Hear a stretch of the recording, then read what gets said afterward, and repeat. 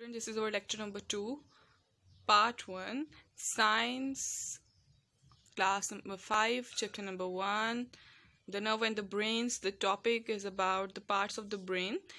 So as we know that the brain has three main parts. Of course there are many other parts, but the main three parts are the cerebrum, the cerebellum, and the medulla, or we can also call it the brainstem.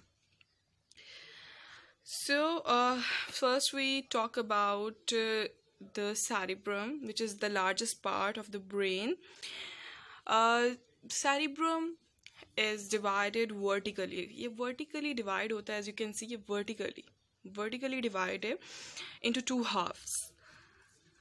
हमारा brain भी vertically बीच में से divided होता है इन to halves, और ये मैं आपको भी एक पिक्चर में भी मैं दिखाऊंगी आपको थोड़ी देर में.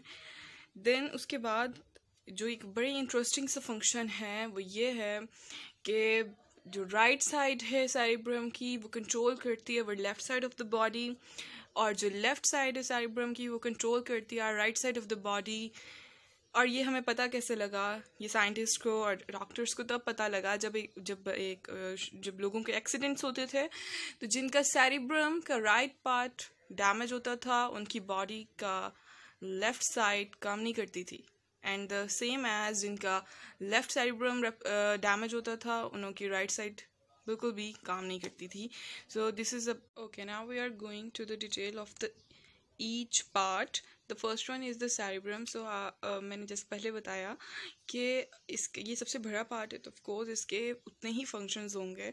तो सबसे पहले जो हमें इन फंक्शंस के बारे में पता होना चाहिए कि कंट्रोल करता है वॉलेंट्री एक्शंस. अब वॉलेंट्री एक्शंस कौन से होते हैं? वो एक्शंस जो हम खुद कंट्रोल कर सकते हैं, यानी कि हमारी मर्ज़ी है, हम उन्हें कंट्रोल कर सकते हैं. जैसे कंट्रोल सबसे पहले वॉलेंट्री एक्शंस में जो फंक्शंस आएंगे वो 5 सेंसेस के फंक्शंस हैं. जैसे कि हम देख सकते हैं, सुन सकते हैं, टेस्ट करना, स्मेल करना और टच करना.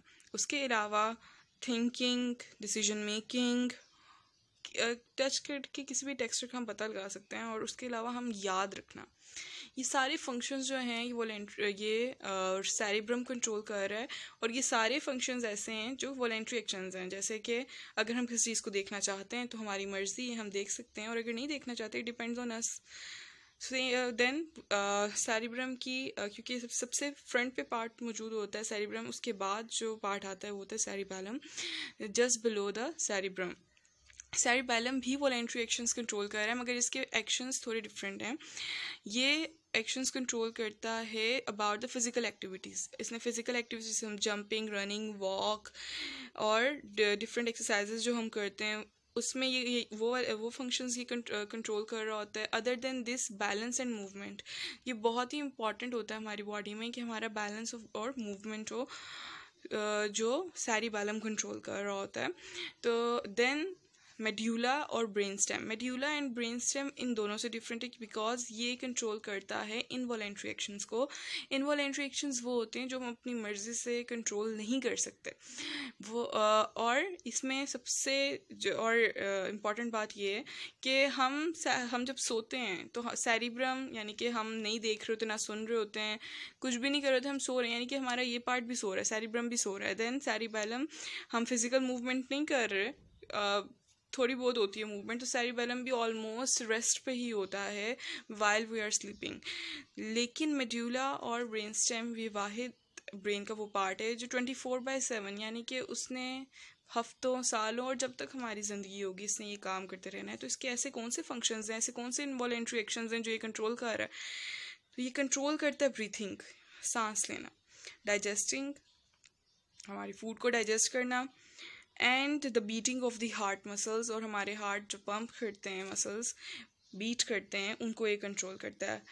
तो ये जितने भी मैंने आपको तीनों फंक्शंस बताए हैं, ये तीनों फंक्शंस में से एक भी ऐसा फंक्शन नहीं है जो छूट सके.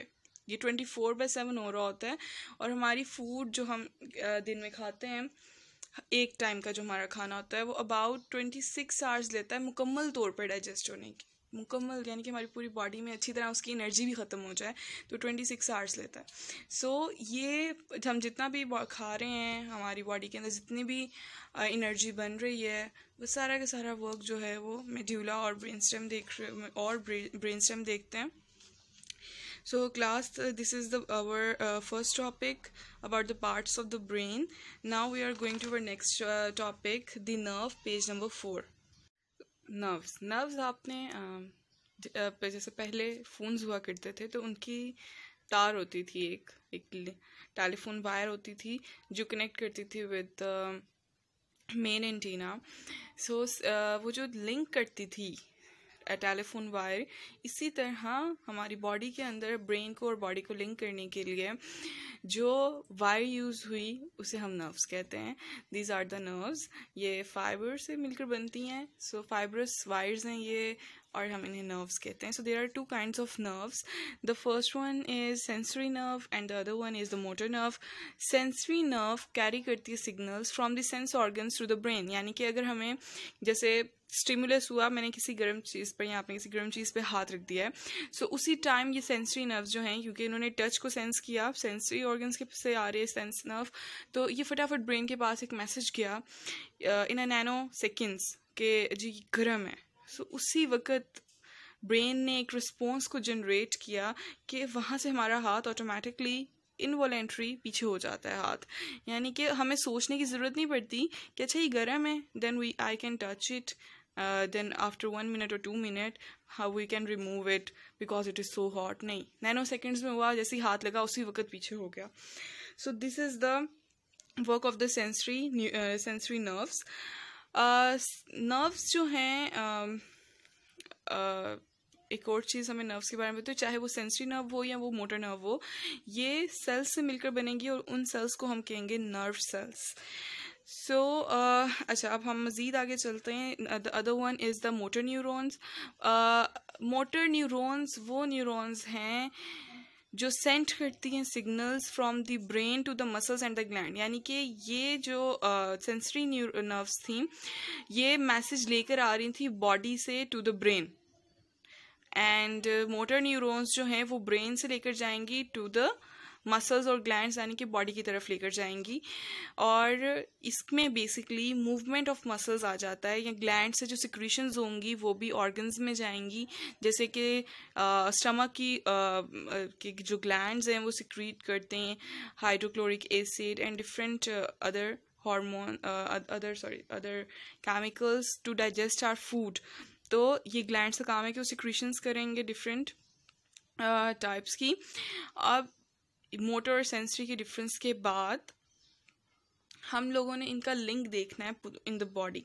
सो ब्रेन के बाद हम पढ़ चुके हैं मेड्यूला ऑब्लोंग, यानी कि ब्रेन स्टेम के बाद स्पाइनल कॉर्ड कनेक्टेड हो जाती है with the brain. Spinal cord from the neck, ये towards the above the hip, यहाँ तक ये प्रेजेंट होती है। स्पाइनल कॉर्ड का जो बेसिकली जो मोस्ट सेंसिटिव पार्ट होता है वो हमारी नेक के पास होता है। अगर यहाँ से कनेक्शन हमारी बॉडी का टूट जाए विद द ब्रेन तो हमारी लोअर बॉडी पूरी सेंसलेस हो जाती है और वो किसी मूवमेंट भी नहीं कर सकते हम उस बॉडी से।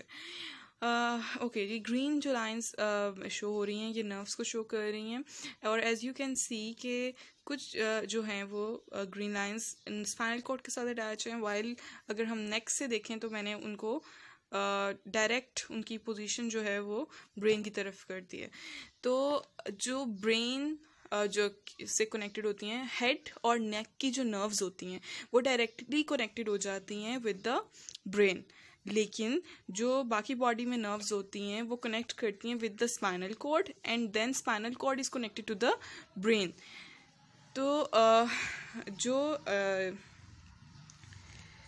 ये ब्रेन्स कनेक्टेड होती हैं स्पाइनल कॉर्ड के साथ, ये बेसिकली इनडायरेक्टली मैसेज पहुंचाती हैं टू द ब्रेन, लेकिन ये दैट्स वाई ये स्पाइनल कॉर्ड को उतना ही इम्पॉर्टेंट बना देती हैं हमारी बॉडी के पार्ट में।